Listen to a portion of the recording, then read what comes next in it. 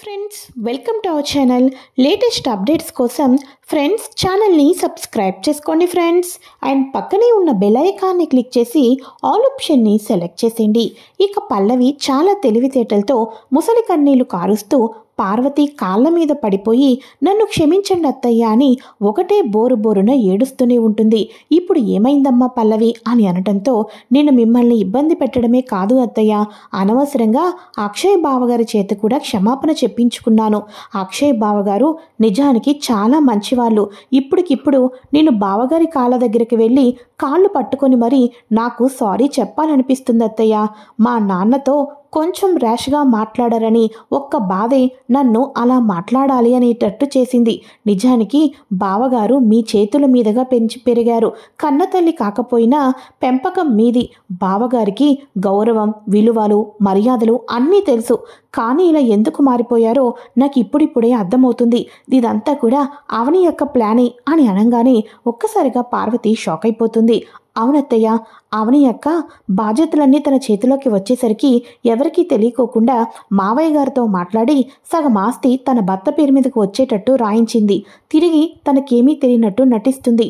అంతేకాదు, ఇప్పుడు అవని యొక్క తీరుమూలనే బావగారు మీతో సరిగ్గా మాట్లాడలేకపోతున్నారు. అవని యొక్క సారీ చెప్పొద్దు అని ఎంత గట్టిగా చెప్పిందో చూశారు కదా. మీకు మీ అబ్బాయికి మీ ఇద్దరి మధ్య దూరాన్ని అవని యొక్క పెంచుతుందని అనిపిస్తుంది అని చెప్పేసేసి ఈ రకంగా ఇద్దరి మధ్య కూడా నిప్పంటించేసేస్తుంది మన పల్లవి. అయితే ఇక వెంటనే పార్వతి, నువ్వు ఉట్టి మనిషివి కూడా కాదమ్మా, అలా కన్నీళ్లు పెట్టొచ్చు, అస్సలు నువ్వు ఇంటి సమస్యల గురించి ఆలోచించొద్దు, నువ్వు నీ ఆరోగ్యాన్ని చూసుకో, అవని సంగతి నేను చూసుకుంటాను అని చెప్పేసేసి పంపించేస్తుంది కదా. ఇక కోడలు చెప్పినవన్నీ నిజాలే కదా అన్నట్టుగా ఈ పార్వతి కూడా అలానే ఆలోచిస్తూ ఉంటుంది. ఇక నైట్ అవుతుంది. నైట్ అవ్వంగానే కమల్ కన్నీళ్లు కారుస్తాడు. ఒకప్పుడు ఈ ఇల్లు ఎంతో సంతోషంతో ఎంతో ఆనందంగా ఉండేది. కానీ ఇప్పుడు అందరి కళ్ళమట కన్నీళ్లే వస్తున్నాయి అని చెప్పేసేసి, అమ్మ నువ్వు ఇలా నాతో రా అమ్మా అని వాళ్ళ అమ్మని తీసుకుని వచ్చి డైనింగ్ టేబుల్ దగ్గర అయితే కూర్చోపెడతారు. మరోపక్క అన్నయ్య నువ్వు రా అన్నయ్య అని చెప్పేసి వాళ్ళ అన్నయ్యని కూడా తీసుకుని వచ్చి డైనింగ్ టేబుల్ దగ్గర అయితే కూర్చోపెడతారు. ఇక వెంటనే అందరూ రావటంతో ఎవరు కూడా ఇక తల్లి కొడుకులు ఇద్దరు కూడా భోజనం చేయకపోవటంతో ఇద్దరు ఒక దగ్గరికి వచ్చారు కాబట్టి అవని ఏం చేస్తుంది, ప్రేమగా అత్తయ్య ముందు మీరు తినండి అత్తయ్య అని ప్రేమతో తినిపించడానికి ప్రయత్నం చేస్తూ ఉంటుంది. కానీ పార్వతి మాత్రం నోరు కూడా కదపదు.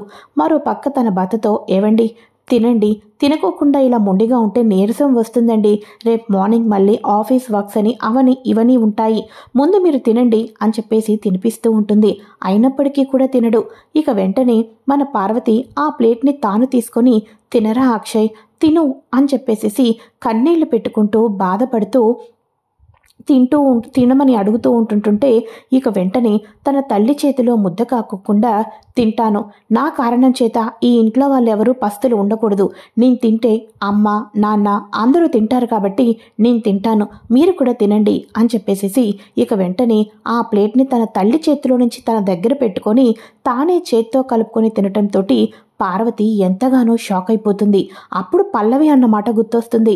అవని యొక్క బావగారిని గ్రిప్పులో పెట్టుకొని మిమ్మల్ని బావగారికి దూరం చేస్తుంది, ఇది మాత్రం తథ్యం అన్న మాట గుర్తు తెచ్చుకొని ఎంతగానో బాధపడుతూ ఉంటుంటే పక్కనే ఉన్న మన కమల్ ఎమ్మట్నే ఆ ముద్దని తన నోటిలో పెట్టుకుంటాడు. ఏంటమ్మా తినమ్మా తిను, అందరం తినాలని చెప్పేసి అన్నయ్య రూల్ పెట్టాడు, అందరం తినాల్సిందే అని చెప్పేసేసి అందరూ కూడా తినేసేసి ఇక నిద్రపోతారు. ఇక మార్నింగ్ అవుతుంది. మార్నింగ్ అవ్వంగానే శ్రీకర్కి అన్నయ్య ఎంత బాధపడుతున్నాడో, అమ్మ ఎంత బాధపడుతుందో, ఒక పక్క నాన్న ఆరోగ్యం బాగోలేదు, ఒకసారి నిన్ను వెళ్ళి అన్నయ్యతో మాట్లాడి రావాలి అని చెప్పేసేసి శ్రీకర్ అయితే శ్రీయాకి చెప్పేసేసి తిన్నగా తన ఇంటికైతే వెళ్తాడు. ఒక్కసారిగా ఇంట్లో తన పెద్దన్నయ్యే కనిపించడంతో అన్నయ్య అని గట్టిగా హక్ చేసుకుంటాడు. శ్రీకర్ అని అనగానే, నాకు మొత్తం తెలిసింది అన్నయ్య, వదిన నాకు అంతా చెప్పింది, కానీ ఎప్పటికీ నేను నీ తమ్ముణ్ణి అన్నయ్య, నేను నీ తమ్ముణ్ణి, నువ్వు మా పెద్ద అన్నయ్యవే అని చెప్పేసేసి శ్రీకర్ కన్నీళ్లు పెట్టుకుంటూ వాళ్ళ అన్నయ్యని హక్ చేసుకుంటూ ఉంటాడు.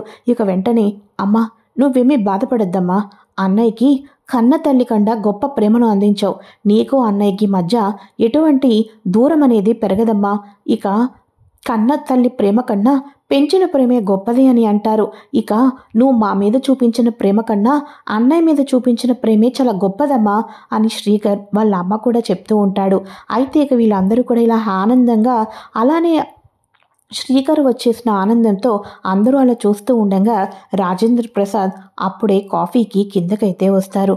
ఒక్కసారిగా శ్రీకర్ని చూసి ఏయ్ నువ్వేంట్రా ఇక్కడ అని చెప్పేసి అనగానే, నాన్న మీకు ఆరోగ్యం బాగోలేదు కదా, మిమ్మల్ని చూద్దామని అమ్మని అన్నయ్యతో మాట్లాడదామని వచ్చాను అని చెప్పేసి అనగానే, నీకు ఒక్కసారి చెప్తే అర్థం కాదురా ఈడియట్, ఎన్నిసార్లు చెప్పించుకుంటావు, ఈ ఇంట్లోకి రావద్దు అని నీకు ఇప్పటికీ చాలాసార్లు చెప్పాను, మర్యాదగా వెళ్తావా వెళ్ళవా అని చెప్పేసి అనగానే, అది కాదు నాన్న, ఎంతైనా ఎంత దూరాన ఉన్నా నీకు హెల్త్ బాగోలేదనేసరికి నాకు చాలాసార్లు చూడాలి అనిపించింది అని చెప్పేసి ఇలా తన అభిప్రాయాన్ని చెప్తూ ఉండగా ఒక్కసారిగా అవనికి డాక్టర్ చెప్పిన మాట గుర్తుకు వస్తుంది. తనకు ఈసారి కనుక హార్ట్అటాక్ వస్తే ప్రాణాలకే ప్రమాదం. తనకు ఏదీ కూడా కోపాన్ని తెప్పించుకోకుండా ఆవేశానికి గురి చేసుకోకుండా ఒక గాజు బొమ్మలాగా చూసుకోవాలి. ఒక్కసారి అది చేజారిపోతే తిరిగి అతికించటం ఎవ్వరి వల్ల కాదు. అలానే ఈయన ప్రాణం కూడా అంతే అని డాక్టర్ చెప్పిన మాటలు గుర్తు తెచ్చుకున్న అవని, శ్రీకర్ చెప్తే అర్థం కాదా, విసిగించొద్దు, వెళ్ళు నువ్వు ఇక్కడి నుంచి అని చెప్పేసేసి శ్రీకర్ని పంపించేస్తూ ఉంటుంది.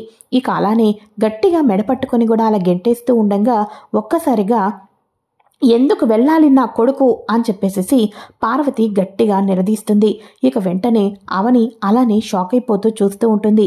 ఏంటండి, నా కొడుకుని మీ కోడలు ఇంటి నుంచి గెంటించేస్తుంటుంటే కన్ను ఆర్పకోకుండా అలానే చూస్తున్నారు, కానీ ఒక్క మాట కూడా అనటం ఏంటండి, ఏం మాట్లాడటం లేదు ఏంటి, అసలు నా కొడుకు ఈ ఇంటి నుంచి ఎందుకు వెళ్ళాలండి, ఎందుకు వెళ్ళాలి, నేను మీ కంటికి ఎలా కనిపిస్తున్నాను, ఒక కొడుక్కి నిజం చెప్పించేటట్టు చేసి ఆ కొడుకుకి నాకు మధ్య దూరాన్ని పెంచేశారు. ఇక నా ఇంకో కొడుకుని ఏకంగా ఈ ఇంటి నుంచి తరిమి పంపించేశారు. ఇక ఎవరితో సంతోషంగా ఉండాలండి, ఎవరితో ఆనందంగా ఉండాలి, నా కొడుకుకి ఈ ఇంట్లో ఉండే హక్కు ఎందుకు లేదు అని నేను ప్రశ్నిస్తున్నాను.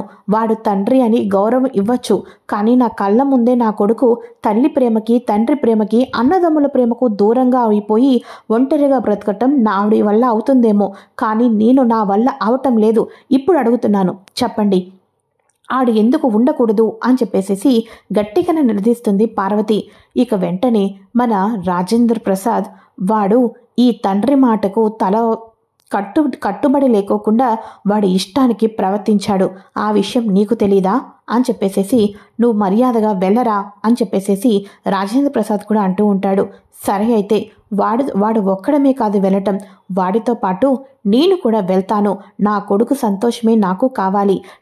మిగతా పిల్లలందరికీ కూడా ఇంద్రభవనం లాంటి ఇల్లు, తండ్రి ప్రేమ, అన్నదమ్ముల ఆప్యాయత ఉంది. వాడికి ఎవరి బంధము లేదు, ఎవరి ఆనందము లేదు. అందుకోసమే కనీసం వాడికి తల్లి ప్రేమైనా కావాలి కదా, తండ్రి ప్రేమ ఎలాగో లేదు. అందుకోసమే నేను కూడా వాడితో పాటే వెళ్తాను అని చెప్పేసేసి పార్వతి అంటూ ఉంటే, శభాష్, తల్లి ప్రేమగా చూపించో, వెళ్తే వెళ్ళావు, కానీ తిరిగి ఏనాడు వెనక్కి రాబాకు, నా ముఖం కూడా చూడటానికి రావద్దు అని చెప్పేసి చెప్పంగానే ఒక్కసారిగా పార్వతి షాక్ అయిపోతుంది. ఇక వెంటనే కన్నీళ్లు పెట్టుకుంటూ ఉంటుంది. ఇక అప్పుడు శ్రీకర్ అంటూ ఉంటాడు, అమ్మ దయచేసి నా కారణం చేత ఇంట్లో కన్నీళ్లు గొడవలు వద్దు, నా కారణం చేత నువ్వు ఈ వయసులో ఎవరి ప్రేమకు దూరం కావద్దు. నాకెలాగో ఎవరి ప్రేమ ఆప్యాయతలు ఆనందాలు లేకుండా అలవాటైపోతుంది కదా అని చెప్పేసేసి ఇక శ్రీకర్ మెల్లగా కన్నీళ్లు పెట్టుకుంటూ వెళ్తూ ఉంటే అందరూ కూడా బాధపడుతూనే ఉంటారు. ఇక వెంటనే రాజేంద్ర ప్రసాద్ లోపలికి వెళ్ళేసరికి, మావయ్య గారు ఏం చేస్తున్నారో మీకైనా అర్థమవుతుందా, పాపం శ్రీకర్ బాధని చూశారు, అత్తయ్య గారి బాధను కూడా చూశారు కదా మావయ్య గారు, దయచేసి ఇక శ్రీకర్ పట్ల ఎంతకాలం కోపంగా ఉంటారు చెప్పండి. అయినా శ్రీకర్ చేసింది తప్పే, కానీ తన తప్పుకి పశ్చాత్తాపపడుతున్నాడు, ఇవన్నీ కూడా చెప్తూ ఉంటుంది. అప్పుడు రాజేంద్ర ప్రసాద్కు మాట్లాడుతుంటుంటుంటే తన భార్య పార్వతి తన పెద్ద కోడలిని నిందలు వేస్తుంది అని చెప్పేసేసి ఇక ఈ ఇంట్లో అందరూ కలిసిమెలిసి ఉండాలన్న పెద్ద కొడుకుని కోడల్ని కూడా ఎటువంటి ఇదికో లేకోకుండా అవని మంచితనంగా చూడాలి అంటే శ్రీకర్ని ఇంటికి తీసుకుని రావాల్సిందే అన్నట్టుగా రాజేంద్ర ప్రసాద్ కూడా, సరే అమ్మా అవని, నువ్వు చెప్పావు కాబట్టి నీ ఇష్టం వచ్చినట్టే చెయ్యి, ఇక వాళ్ళిద్దరినీ ఇక్కడే వచ్చి ఉండమని చెప్పు అని అనగానే, అవునా మావయ్య గారు, థ్యాంక్ యూ సో మచ్ మావయ్య గారు అని చెప్పేసి అవని బయటకు వస్తుంది. అప్పుడు రాజేంద్ర ప్రసాద్ ఒకటి అనుకుంటూ ఉంటాడు, ఇక పార్వతి నా పెద్ద కొడలు అవనిని తప్పుగా అనుకుంటుంది, అనుకోకూడదు కాబట్టి ఈరోజు నేను నా పెద్ద కొడలు మాట తీసుకున్నాను అని చెప్పేసి మనసులో అయితే అనుకుంటూ ఉంటాడు. ఇక వెంటనే శ్రీకర్ అలా వేడుస్తూ ఉండగా శ్రీకర్ వెనకాతలో పరిగెడుతూ వెళ్తూ ఉంటుంది మన అవని అయితే. శ్రీకర్ శ్రీకర్ అని అంటూ ఉంటే, ఏంటి వదినా ఏమైంది అని చెప్పేసి అనగానే, ఏమైందా, ఇప్పుడు నువ్వు ఒంటరిగా వెళ్తున్నావు, కానీ వచ్చేటప్పుడు నీ భార్యతో రావాలి అని అనటంతో, ఏం మాట్లాడుతున్నావు వదినా అని అనగానే, అవును నేను మావయ్య గారితో అంతా మాట్లాడేశాను, మావయ్య గారు నువ్వు శ్రియ ఈ ఇంటికి రావటానికి ఒప్పుకున్నారు, నువ్వు అర్జెంటుగా వెళ్ళి శ్రియాని కూడా తీసుకొని వచ్చేసేయి అని అనగానే, అవునా వదినా, నిజంగా నాకు చాలా సంతోషంగా ఉంది, ఇప్పుడే ఈ గుడ్ న్యూస్ని శ్రియాకి చెప్పి లగేజ్ అంతా ప్యాక్ చేసి రెడీగా ఉంచమని చెప్తాను అని అనగానే, సరే శ్రీకర్ వెళ్ళు, ఇక్కడ నేను హారతి రెడీ చేస్తాను అని అనగానే, అలాగే వదినా అని చెప్పేసి, శ్రియ నేను వస్తున్నాను, మన లగేజ్ అంతా ప్యాక్ చేసే, ఇక నుంచి మన కష్టాలు బాధలు అన్నీ కూడా దూరం అయిపోయినట్టే, ఎంచక్క మన అందరం కూడా కలిసి పెద్ద ఫ్యామిలీలో ఉండబోతున్నాం అని అనగానే, అవునా అండి, నిజంగానా, నాకు చాలా సంతోషంగా ఉందండి, ఇప్పుడే లగేజ్ అంతా ప్యాక్ చేసేస్తాను అని చెప్పేసి లగేజ్ అంతా ప్యాక్ చేస్తుంది. సరే అయితే బయలుదేరదాం అని చెప్పేసి వాళ్ళ నాన్నకి చెప్పంగానే, ఏంటి ఆ రాజేంద్ర ప్రసాద్ మీ ఇద్దరిని ఇంట్లో ఉండటానికి ఒప్పుకున్నారా, ఇది ఎంతవరకు కరెక్ట్ అని అనగానే, ఎంతవరకు కరెక్ట్ ఏంటి, మా నాన్న మారుతారని చెప్పాం కదా మావయ్య గారు, మీరే అనవసరంగా ఇంటికి వెళ్ళి ఆస్తులని చెప్పేసి గొడవ పడ్డారు, ఎనీవే మేమైతే బయలుదేరుతున్నాం అని అంటూ, ఆడపిల్ల ఎప్పటికైనా అత్తారింట్లోనే ఉండాలి, ఇంతకాలం మమ్మల్ని మంచిగా చూసుకున్నారు, వెళ్ళొస్తాం నాన్న అని చెప్పేసి ఇద్దరు కూడా బయలుదేరుతారు. బయలుదేరి వెళ్ళేసరికి అవని ఇక ఈ విషయం ఇంట్లో ఉన్న వాళ్ళందరికీ తెలియటంతో అందరూ హ్యాపీగా ఉంటారా, అవని వెళ్ళి హారతి తీసుకొని వచ్చేద్దాం అనుకునే లోపల అవని పక్కన పెట్టేసేసి, ఇక నా కొడుకుకి నేనే హారతి ఇచ్చుకుంటానని చెప్పేసి పార్వతిని తన కొడుకు కొడుకుకి హారతి ఇచ్చి కుడికాలు పెట్టి లోపలికి రమ్మని చెప్పేసి అంటుంది. ఇక వాళ్ళు లోపలికి వచ్చేసరికి శ్రియ అనుకుంటూ ఉంటుంది, ఈ ఇంట్లో చాలా ప్రాబ్లమ్సే ఉన్నట్టున్నాయి, ఏది అంత తొందరగా నిర్ణయం తీసుకోకూడదు, ప్రతి ఒక్కరిని అబ్జర్వేషన్ చేయాల్సిందే, ఈ ఇంట్లో ఒక్క అక్క మంచితనమే నాకు తెలుసు అని చెప్పేసి తన మనసులో అయితే అనుకుంటూ ఉంటుంది శ్రియ. ఇక వెంటనే మమ్మల్ని ఆశీర్వదించండి అత్తయ్య మావయ్య అని అనగానే, ఇక రాజేంద్ర ప్రసాద్ మాట్లాడడు, ఆశీర్వదించడు, సైలెంట్గా పక్కకైతే వెళ్ళిపోతాడు. ఇక పార్వతి మాత్రం ఆశీర్వదిస్తుంది, అన్నయ్య వదిన మీరు కూడా మమ్మల్ని ఆశీర్వదించండి అని చెప్పేసి అనగానే, కలకాలం పిల్ల పాపలతో సంతోషంగా ఉండండి అని ఆశీర్వదిస్తే అమ్మమ్మ గారు కూడా ఆశీర్వదిస్తారు. ఇలా అందరూ కూడా సంతోషంగా ఉంటే, ఇక వెంటనే, అరే శ్రీకర్ మీరు ముందు వెళ్ళి ఫ్రెష్ అయ్యి వస్తే నీకు ఇష్టమైనవన్నీ కూడా రెడీ చేశానురా అని చెప్పేసేసి ఇక మొత్తానికి కూడా రెడీ అయిపోయి అన్నీ కూడా కూర్చోపెట్టి, ఇదిగో నా చేత్తో ఎంత కాలమైందో నీకు పెట్టాలి అని చెప్పేసి నీకు ఇష్టమని గుత్తి వంకాయ ఫ్రై చేశానురా, ఇదిగో ఇది కూడా నీకు ఇష్టమే, రోటి పచ్చడి రోట్లోనే వేశాను, ఇవన్నీ కూడా వడ్డిస్తూ ప్రేమ చూపిస్తూ ఉంటే అప్పుడు అక్షయ్ అనుకుంటూ ఉంటాడు, కన్న తల్లి ప్రేమ అంటే ఇదే అనుకుంటా, ప్రతిరోజు కూడా అమ్మ ఇంత ఇదిగా చేస్తుంది, నా కన్నతల్లి ఉంటే నాకు కూడా అలాగే పెట్టేదేమో. ఇక తన కన్న కొడుకు వచ్చేసరికి ప్రతిరోజు పక్కన ఉన్న ఈ అక్షయ్ పెద్ద కొడుకు అమ్మ మర్చిపోయినట్టు చేసింది, అదే కన్న తల్లి అయితే ఏ కొడుకును మర్చిపోదు కదా అని మనసులో అనుకుంటూ ఉంటాడు. ఇక వెంటనే అక్షయ్ అలా ఆలోచిస్తూ ఉండగా ఒక్క క్షణం తన భర్తను అబ్జర్వ్ చేసిన మన అవని, ఏవండి అలా చూస్తున్నారేంటి, ఇదిగోండి మీకోసమే స్పెషల్ కర్రీ అని చెప్పేసి అలా తన భర్తకు కూడా వడ్డించడంతో అప్పుడు అక్షయ్కి తన భార్య మీద ప్రేమ వస్తుంది. ఒక్కొక్కసారి అంటూ ఉంటారు, ఇక భార్య ప్రేమ తల్లి ప్రేమ కూడా ఒక్కొక్కసారి కలబడి ఉంటుంది అని అన్న మాటలన్నీ కూడా గుర్తు తెచ్చుకొని తన భార్యతో చూసుకుంటూ ప్రేమతో కలిసి భోజనం అయితే చేస్తారు.